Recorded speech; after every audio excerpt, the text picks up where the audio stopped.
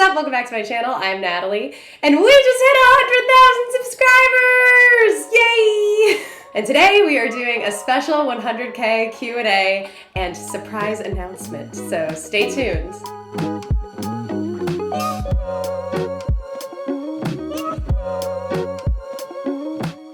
Welcome back to my channel, everybody. Thank you so much for being here, and welcome if you are new.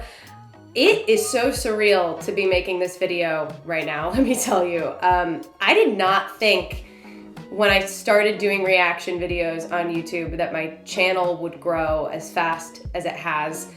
It seems like literally yesterday that I was making Star Wars reaction videos and experiencing a ton of movies for the first time with you guys that were like big pop culture style movies, Lord of the Rings, Star Wars. It just feels like yesterday that I was only doing that, and I can't believe that within the same year, 2020, this insane year, we hit 100K before it even turned to 2021. So that just absolutely blows my mind. I'm so unbelievably grateful to have a community like you guys. This community is such an awesome place. I really feel like we have created such an awesome space here on YouTube where people can be witty and funny and talk about movies and talk about art.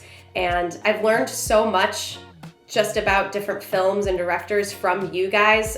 You guys are just such a wealth of fun facts and information. And I really feel like we've created such a fun, supportive, awesome space. And that's thanks to you guys. So if you are here, a part of this community, commenting, subscribing, doing whatever you do, I appreciate it. I just feel so lucky, and I can't thank you enough. Yeah, thanks for being a part of it over here. As you might be noticing, I'm wearing something a little different today. For this 100K video, I wanted to do something really special. Aside from just a Q&A, I really enjoy the Q&A format. I feel like it's a way that you guys get to know me a little bit better, maybe even on a more personal level, but I wanted to do something fun and provide you guys with something special and different. And I was kind of hoping to create a merch line, and luckily, about 2 months or so ago, Bonfire reached out to me to inquire about doing a limited merch run. For those that don't know, Bonfire is a company that works with a bunch of different YouTubers and content creators and helps them make merch, usually for limited edition runs. Some of my favorite YouTubers like Stephanie Harlow have worked with them time and time again because they actually create really great quality products. And they have a great customer service team, so I really enjoyed working with them, and I am so stoked to share with you what we created. We came up with 3 different options for the merch. So the first being this long sleeve tee. It comes in black, white, and gray. It's super soft. It's their premium long sleeve tee. I really like it. It feels super cozy, and especially with the seasons coming and getting a little bit colder, winter is coming. This is a great thing, I think, to have in my wardrobe. I always love long sleeve tees. The second option is a short sleeve t-shirt that also comes in black, white, and gray. It's premium as well. The premium fabric just basically means that it's a little bit softer and better quality. And the third option that we have is a premium hoodie, and this is so awesome. I'm so stoked about this. I personally love the powder blue color. I think the Stay Golden font really pops on it, especially with the winter season coming and things getting a little bit colder. I think I'm gonna be living in this hoodie a bit this year, or I guess in 2021 too. All of these options feature the Stay Golden tagline in a metallic muted gold color, and it's in a retro 70s style font. I just really enjoy this font. It makes me happy, and I feel like it really goes with the Stay Golden tagline really well. So I'm super excited about this merch. I feel like it came out so well. We worked really hard on it, and I'm so happy to share it with you guys. I hope you enjoy it as well. This will be a limited run, so you will only have 2 weeks to place your order. So if you are interested, just make sure to go down to the description bar down below, click the link. That will take you over to Bonfire's webpage, and you can place your order. Once the 2-week campaign is over, that is when they print all of the orders together to ensure that everything is really good quality, and then they'll mail it out to you. So yeah, if that's something that interests you, you can click that link and wear fun little merch to remind everybody around you to stay golden as well. With that super exciting announcement out of the way, I think I am ready to jump into this Q&A portion of the video with you guys. So yeah, let's pop on over to the Twitch live stream that I did this week and answer some of your questions. I keep refreshing my YouTube studio because I'm like Oh my God, it says 9996. Is the social blade, does that need to be refreshed? Well, that's probably not gonna, oh, it's only doing it in 100 increments, is it? It's so close though.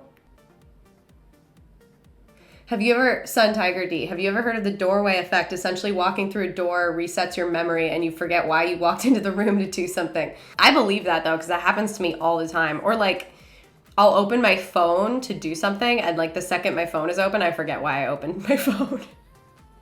My memory's really bad. Oh my God! It happened! Yee! Woo!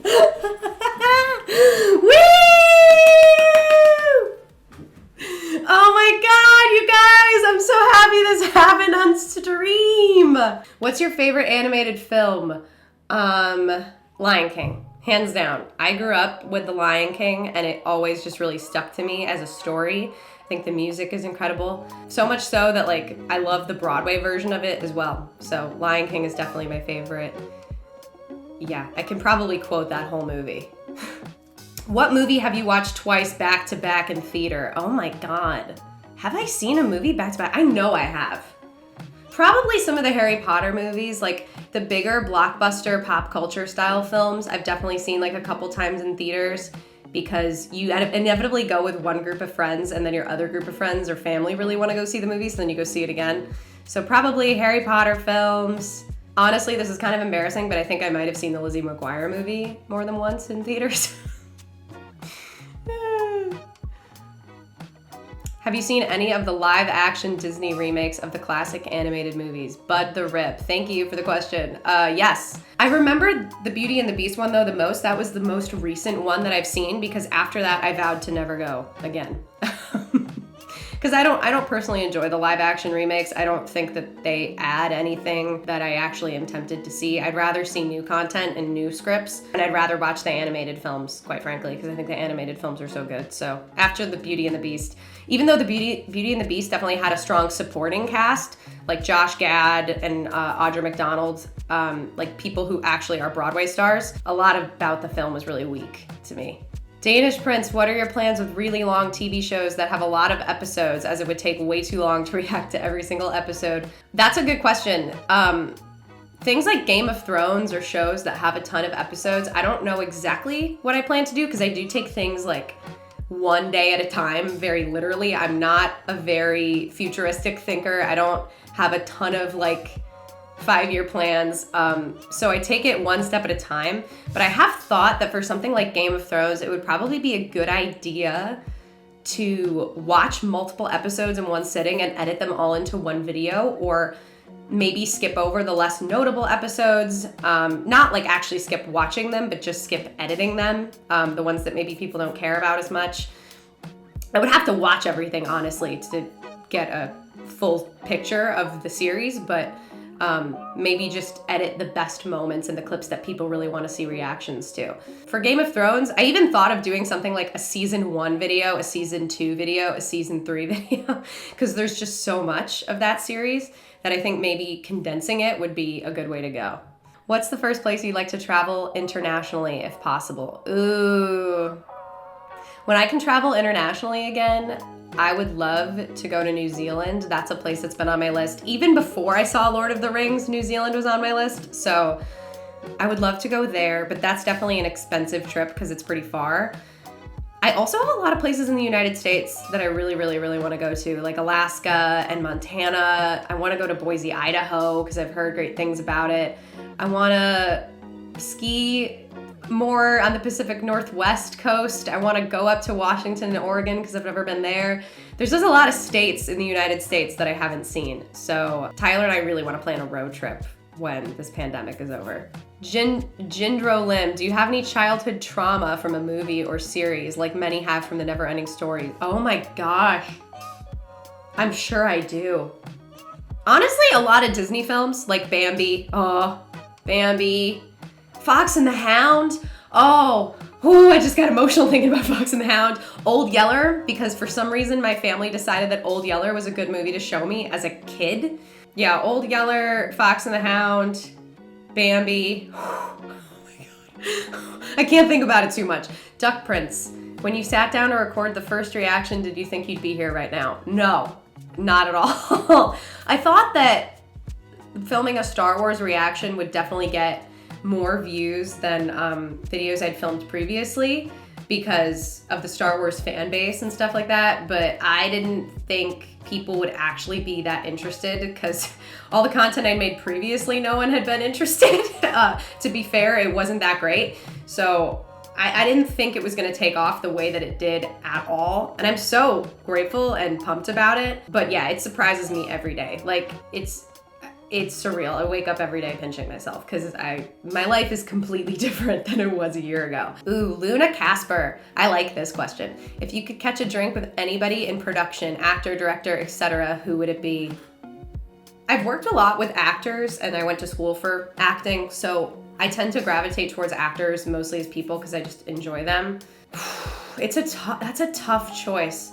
There are a lot of people. I feel like it'd probably be Amy Poehler or Steve Carell because I've always gravitated towards their styles of comedy, and I appreciate how much work they've put into their craft to become who they are and to become very like self-made type people. Like Amy Poehler especially is a very self-made type person.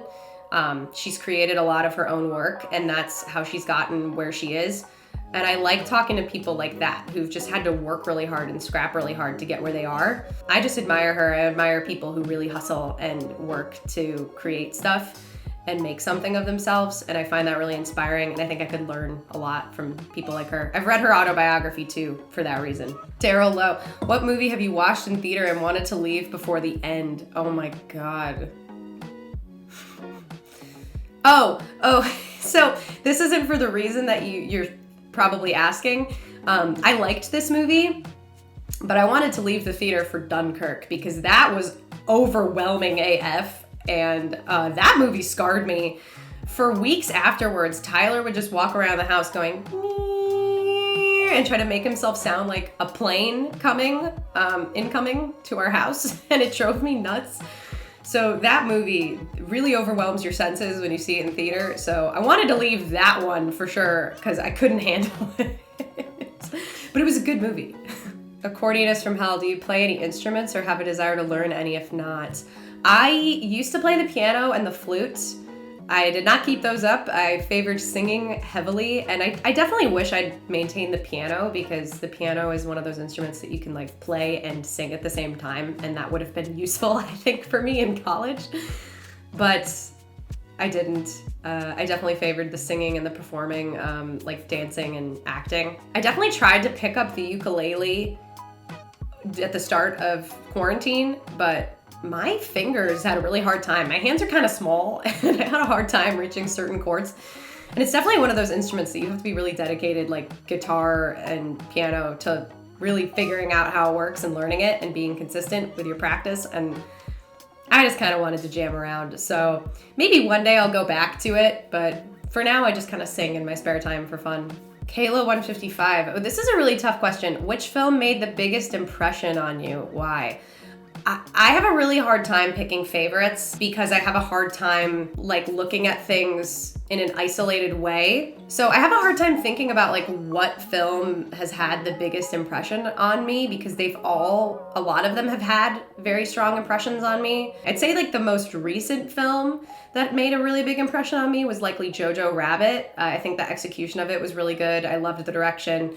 Scarlett Johansson's now one of my favorite actors after seeing her performance in that movie. And the story moved me a lot, but a lot of films move me. So I have a hard time picking one that made the biggest impression. If you could go back and see a film for the first time, what would it be? Oh man, Cujo, thank you for the question. Can I do the whole Lord of the Rings trilogy all over again? Because I really enjoyed that. If I couldn't do the trilogy, I would pick Return of the King probably and just be able to rewatch that. Because I really enjoyed that trilogy. It was so much fun to experience for the first time. It was so engaging and I felt really engrossed in that world. Just that on top of the fact that Tolkien's story was so beautiful and fleshed out and his books were incredible. It was just an amazing trilogy. So if I could go and experience that whole trilogy all over again, I would. If not, I'd pick the last movie. If I could do any job in entertainment, what would I do? It's tough because I want to say acting, but I don't want to just like be subject to acting in stuff that doesn't speak to me. So it'd probably be like a combo of acting and writing. Unless I just really like loved the director and the writer, I could be like, great, like whatever you do is brilliant. I will just be in this. But I've always liked performing. I've always liked acting. But I also have helped Tyler on his films and like done producer type stuff / PA type stuff, like just grinded on set, helped with the sound, helped with lighting, helped with literally just moving the actors back and forth to and from set. And there's something that's really fun about helping like a small indie film get made that I really enjoy that aspect of stuff as well. So I don't know, I kind of enjoy a lot of aspects of filmmaking, and it just kind of depends on the film and who I'm working with. Oh, T.S. Bright, have you considered watching silent films like Nosferatu or Charlie Chaplin stuff? I didn't know that Nosferatu was a silent film. I'm pretty sure Nosferatu's on my list. I've definitely heard of it. I did plan on watching it. I definitely still can. I did not realize it was a silent film. Honestly, a silent film is probably gonna be the easiest thing to edit because I won't have to worry about music copyright claims. Which movie surprised me the most? Okay, let's limit that to the movies that I've watched with you guys. Well, they've all surprised me in their own unique ways. I'd probably say The Matrix surprised me the most because I was just mind blown the whole time and super confused. Mainly because the dialogue for that film goes so quick and it's super witty and fast paced. And anytime I would talk for the reaction, I would miss something really important. And also my brain just doesn't work that fast. So The Matrix definitely surprised me a lot.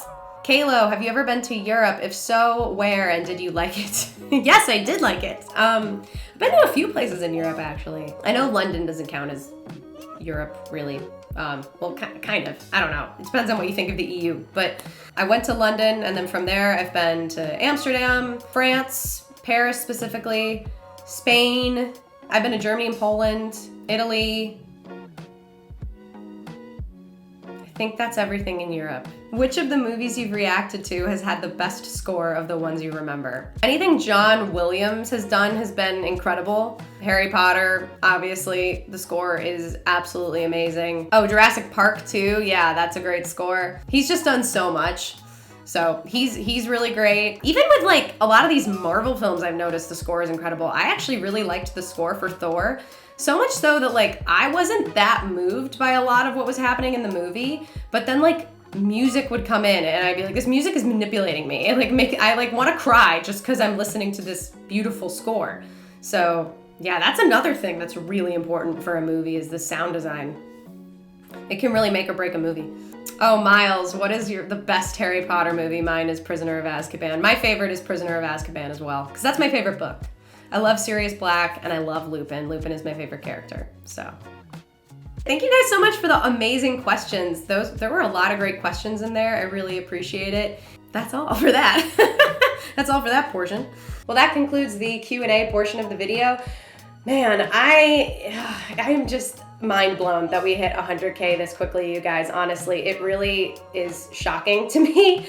I feel so blessed and so lucky to have met so many of you, and I hope one day I can meet a lot of you in person because this has really been such an awesome thing for me to be doing, to work on these fun, creative videos, to have something to do during this pandemic, to be able to connect with you guys about awesome stories and films and shows.